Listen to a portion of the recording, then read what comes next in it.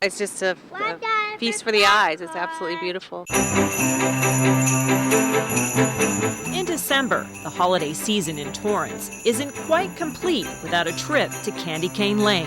I think it's incredible. I was talking to my husband about what a coordinated effort this must have been to get all the houses to participate. It's just really remarkable. Feels like you're in the North Pole in Southern California. Blocks and blocks of holiday decorations and lights adorn yards and twinkle from this neighborhood's trademark Chinese elm trees. It's an effort that's been going on since 1985 in the small community of southwest Torrance known as Seaside Ranchos.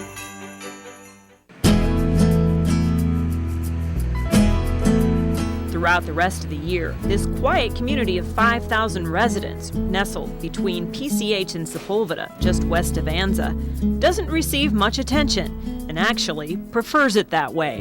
When you came in, I'm sure you noticed how secluded it is, and it's always been that way. All right, guys, ready? Secluded, but also tight-knit. In March of 2010, hundreds of residents, past and present, turned out for the 60th anniversary of Seaside Ranchos at Seaside Elementary. It was the first Torrance school to be built after Torrance seceded from the Los Angeles Unified School District. Some of my fondest childhood memories were right here at Seaside School, and having grown up, my mother still lives in the house where I grew up, so my family's been in this neighborhood for 50 years, and it was important to me to be here. This is a special place. Well, I think one of the key words is community. This has always been a fairly close-knit community, despite the fact that the school district was divided up. I mean, this particular school district was divided up as the schools grew. Now the school covers pretty much a contiguous area, but a lot of old ties here.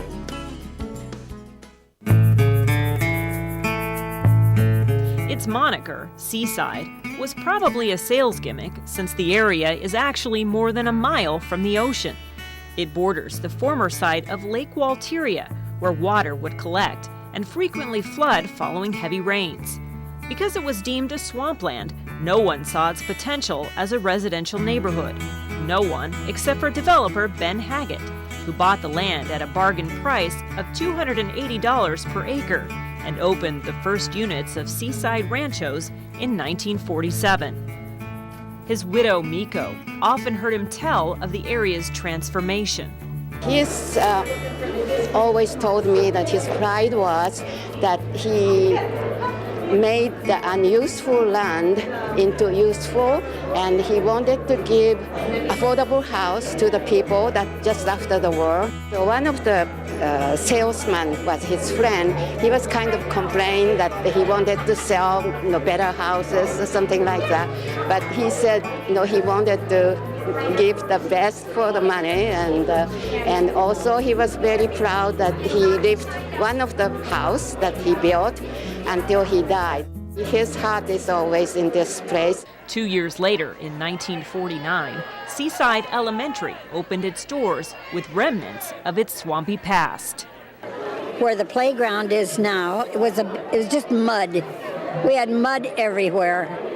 And of course the school was built for 400 children, and over 700 showed up. But Seaside survived those growing pains, and in 1957 opened the 6-acre, 9-hole Sea Air Golf Course, the city's first and only municipal course. As Mary Babbitt recalls, it became a neighborhood where kids felt safe. I grew up kind of in the golden era of where all the kids were playing in the street, and we would come home when the church bells rang, and it was, I think, a time of innocence in a way. Today, with nearly 1,700 homes, Seaside Ranchos continues to thrive. It's incredible to be standing here in this exact spot that 6 years ago I stood out here with residents, and there was probably about 30 or 40 of them right here talking about the dirt field behind us. That dirt field that once looked like this now looks like this. In January 2011, it was dedicated to become Seaside Heroes Park in honor of the community's fallen soldiers. It's yet another testament to the tenacity of this little community of Torrance that could. From Seaside Ranchos, Colleen Farrell with the Centennial History Minute.